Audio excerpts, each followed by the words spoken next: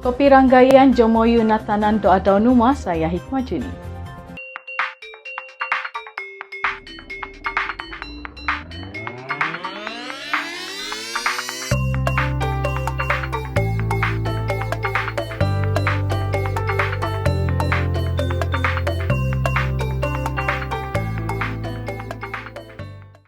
Tiga kes kematian dan 466 kes positif baru COVID-19 dilaporkan di Sabah hari ini. 3 kes kematian, 466 kes positif baru dan 3 kluster baru COVID-19 dilaporkan di Sabah hari ini. Ketua Pengarah Kesihatan Tan Sri Dr. Nur Hisham Abdullah berkata, kes kematian itu dilaporkan di Hospital Queen Elizabeth, Kota Kinabalu, Hospital Tawau dan Hospital Duchess of Kent, Sandakan.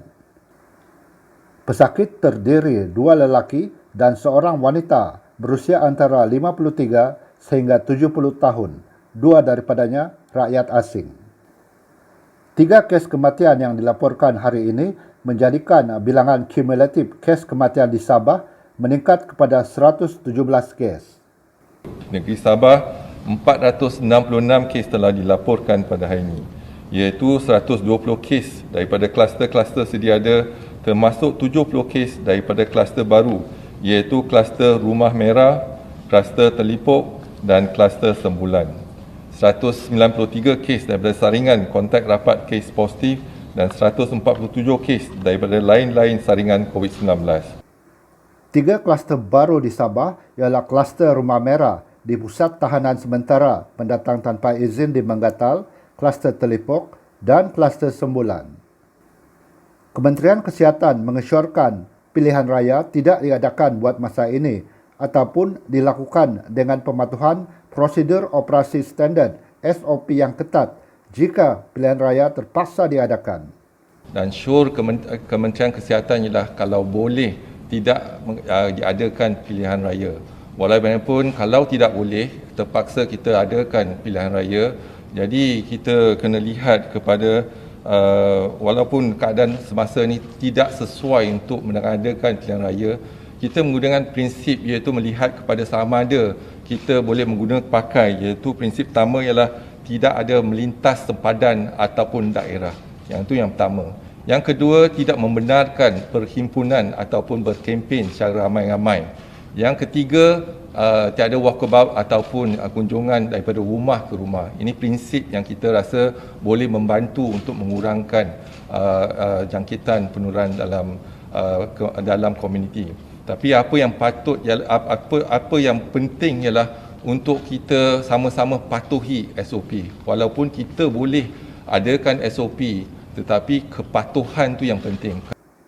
Beliau turut menjelaskan cabaran memujuk penduduk Pulau Omadal di Sempurna untuk menjalani ujian saringan dan rawatan. Walaupun kita kesan kes positif, susah kita nak pujuk parti untuk datang ke datang ke pusat kuarantin dan rawatan risiko rendah. Tetapi kita sekarang ni lihat bagaimana kita boleh adakan untuk memujuk mereka datang. Jadi kita kena bincang dengan ketua keluarga ataupun ketua kampung mereka untuk pujuk kes-kes yang positif atau dihantar kepada pusat kuarantin dan rawatan risiko rendah. Sementara itu, bilangan katil untuk penjagaan rawatan rapi di Hospital Queen Elizabeth, Kota Kinabalu ditambah kepada 40 katil bagi memenuhi keperluan mendesak akibat peningkatan kes COVID-19 di Sabah setiap hari. Daripada jumlah itu, 16 katil ditempatkan di unit rawatan rapi ICU dan 24 katil lagi untuk High Dependency Ward yang diubahsuai sebagai ward tambahan ICU. Bagi menyokong kaki tangan sedia ada, Kementerian Kesihatan Malaysia juga telah menggerakkan 288 jururawat terlatih untuk bertugas di Hospital Queen Elizabeth. 9 daripada 24 hospital Kementerian Kesihatan di seluruh negeri Sabah telah diguna sebagai hospital hybrid COVID-19, iaitu menyediakan perkhidmatan untuk pesakit COVID-19 dan pada masa yang sama meneruskan perkhidmatan untuk lain-lain perkhidmatan perubatan. Setakat ini, 1,007 buah katil untuk pesakit COVID-19 telah dikenal pasti dan disediakan di 9 buah hospital ini dan kadar penggunaan adalah sebanyak 77%. Terdapat 28 pusat kuarantin dan rawatan risiko rendah yang telah dikenal pasti sedang beroperasi di seluruh negeri Sabah dengan kapasiti katil sebanyak 7,368 dan kadar penggunaan adalah 43%. Dengan ini, bilangan keseluruhan katil untuk rawatan pesakit COVID-19 di hospital dan pusat kuarantin dan rawatan risiko rendah di negeri Sabah adalah sebanyak 8,375 katil dengan kadar penggunaan sebanyak 47%. Pada masa sama, kemudahan di Hospital Semporna termasuk Dewan Bedah telah dinaik taraf dan dibuka mulai hari ini untuk meningkatkan kesiapsiagaan hospital berkenaan dalam menghadapi pandemik COVID-19. Kita telah pun meningkatkan keupayaan Hospital Semporna, Dewan Bedah, tempat negative pressure room dan juga peralatan dan kepakaran dalam di Hospital Semporna. Jadi ini membantu untuk kita ada satu pusat di Semporna, tak payah pergi Hospital Tawau, kita boleh laksanakan saringan aktiviti. Kita pun dah hantar lebih pada 1,000 lebih petugas-petugas kesihatan daripada Semenanjung dan juga dari dalaman di Sabah untuk membantu di lampangan dan juga di hospital. Sehingga kini, 163 pesakit bukan COVID-19 telah mendapatkan rawatan di Hospital Medan, Kendalian Angkatan Tentera Malaysia di Tawau. Sejak 20 Oktober sehingga 28 Oktober 2020, Hospital Medan ATM telah menerima seramai 163 orang pesakit untuk rawatan bukan COVID-19 dan dari jumlah itu seramai 143 adalah pesakit wanita manakala 20 lagi adalah lelaki. Antara rawatan yang diberikan adalah berkaitan dengan obstetrik dan onkologi dan pediatrik dan juga ginekologi. Penghantaran barangan keperluan kritikal untuk memerangi COVID-19 ke Sabah oleh Tentera Udara di Raja Malaysia juga berjalan lancar. Untuk makluman, sejak 22 Mac 2020, sebanyak 17 penerbangan penghantaran barangan perubatan COVID-19 telah berjaya dilaksanakan oleh TUDM yang melibatkan jumlah muatan seberat 433,886.5 kilogram. Jadi kita ucapkan, walaupun saya Menteri Pertahanan, saya buagi juga mewakili kerajaan, ingin mengucapkan terima kasih kepada pihak ATM, Angkatan Tentera Malaysia, khususnya TUDM di atas bantuan yang diberikan kepada kerajaan ini. Katanya, banyak tindakan telah dilakukan kerajaan pusat untuk memerangi pandemik COVID-19 di Sabah, termasuk peruntukan 50 juta ringgit, sehingga bilangan kes di negeri itu mula menunjukkan penurunan sejak beberapa hari lalu.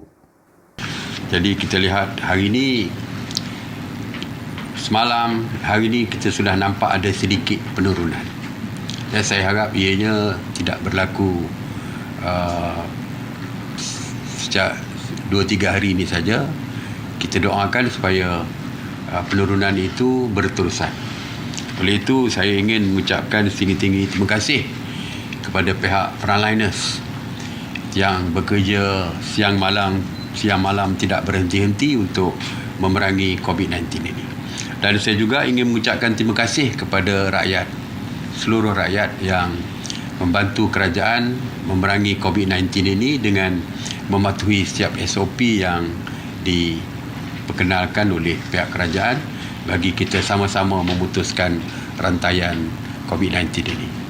Kejayaan 2-3 hari ini saya harap berterusan dan akhirnya kita dapat melandaikan semula graf COVID-19 di Malaysia ini.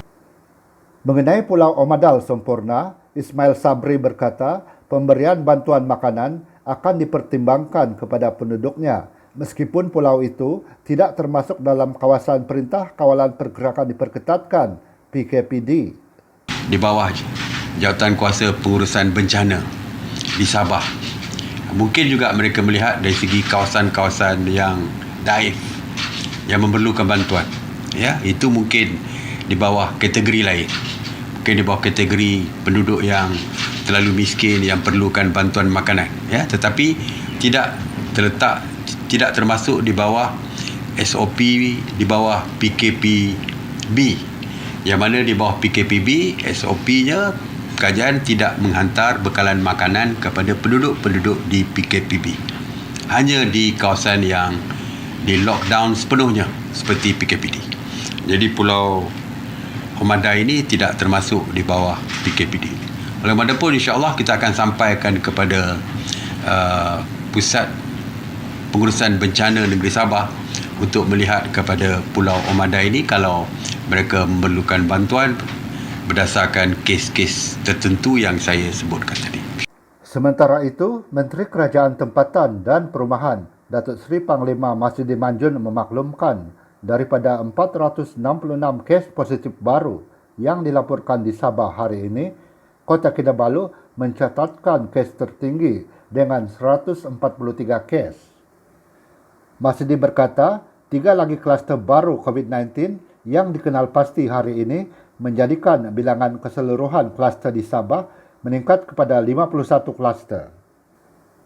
3 kluster baru itu, kluster Rumah Merah melibatkan penghuni pusat tahanan sementara di Menggatal yang merekodkan 57 kes positif, kluster Sembulan yang berpunca daripada syarikat Curia 12 kes dan kluster Telipok yang mencatatkan 10 kes berpunca daripada saringan pekerja kilang beras.